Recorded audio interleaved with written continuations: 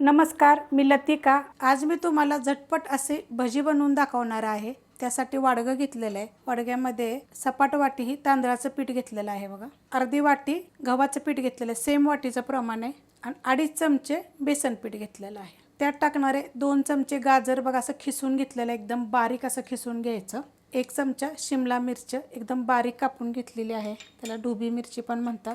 2.5 चमचे मी घेतलेला आहे कोबी, पत्ता कोबी बारीक एकदम कापून घेतलेला आहे। त्यात टाकायचे आपल्याला कोथिंबीर, त्यात टाकायचे एक छोट्या आकाराचा कांदा एकदम बारीक असा कापून घेतला होता। त्याच्यामध्ये बघा धने घेतलेले आहेत भाषे दरदरे करून, एक छोटा 1 चमचा।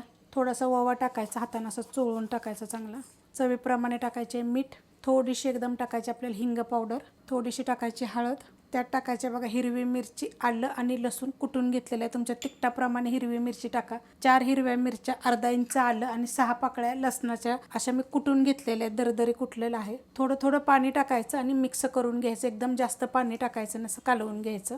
मिक्स करून घेतलंय बघा थोडं थोडं पाणी टाकून, तर मी जास्त कालवलं नाही अजून। आता तुम्हाला मी सांगते तुम्ही ह्याचं काय करू शकता। आता असं छोटे छोटे जर तुम्ही असं थापटायचं हातावर, असं पातळ करायचं किंवा एका तव्यामध्ये असं जरी पातळ करून तुम्ही थोडेशा तेलावर जरी भाजलं ना एकदम मोठं मोठं करून, तरी पण चालू शकते। फ्राय करून जरी केलं तरी चालेल। ह्याचा मोठा पराठ्यासारखं जरी तुम्ही केलं की नाही तव्यामध्ये पसरून, तरी पण तुम्ही चालू शकते। आता ह्यात आपल्याला भजी बनवायची, त्यामुळे हे आपल्याला पातळ करायचे। आता ह्याला पातळ करायसाठी आपल्याला पाणी टाकायचे। पहिलं थोडंसं पाणी टाकून तुम्हाला मी सांगितले तुम्ही कशा कशा पद्धतीनं करू शकता। असं तव्यामध्ये पसरून जरी हाताने केलं की नाही तरी पण ते मस्त असं होतं थोड्याशा तेलावर। तुम्हाला जर भजी वगैरे जर खायचे नसले तर खूप वेगवेगळ्या रेसिपी तुम्हाला मी दाखवते। रेसिपी बघितली की लाईक आणि कमेंट करत जा। आता हे मी थोडंसं मिक्स करून घेते। अशा पद्धतीत बघा मी मिक्स करून घेतलेलं आहे। ह्याच्यापेक्षा जास्त पातळ नाही पाहिजे। आणि जर तुम्हाला थोड्याशा तेलावर जरी पसरवायचं असेल का नाही थोडंसं असं, तर अशा पद्धती पण करू शकता तुम्ही। तेल गरम झालेलं आहे, त्याच्यामध्ये आता आपण सोडून घेऊया। अशा पद्धतीत आपल्याला सोडायचे। तेल एकदम कडक गरम करायचं हे असं।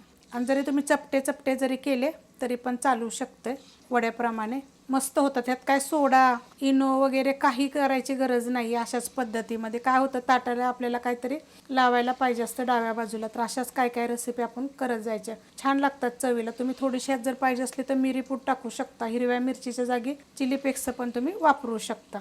आता हे मी टाकून घेते, सोडून घेतलेत बघा। गॅस आहे मीडियम आणि 1 मिनिटभरानंतर आपल्याला हलवायचे, लगेच नाहीत हलवायचे। हलवून घेऊया, मस्त एकदम जाळीदार होतात बरं का।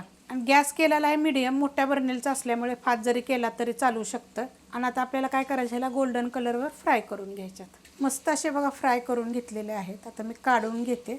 आणि तुम्ही विचाराल हे तेलकट होतात का, तर बिलकुल तेलकट होत नाहीत, मस्त होतात बघा। आता हे तुम्हाला असे तेलकट दिसत असेल, तुम्हाला मी एक तोडून पण दाखवते। मी जाळीमध्ये काढून घेतलेले आहेत बघा, एका चाळणीमध्ये।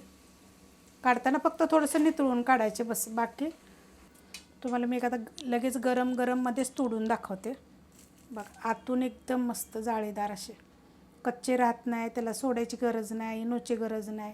आणि वरून कुरकुरीत, आतून एकदम सॉफ्ट आणि चवीला तर एकदम वेगळे असे। अशा पद्धतीत मी राहिलेले बाकीचे सगळे करून घेते। रेसिपी आवडली तर लाईक करा, सबस्क्राईब करा, कमेंट करा आणि शेअर बी करा।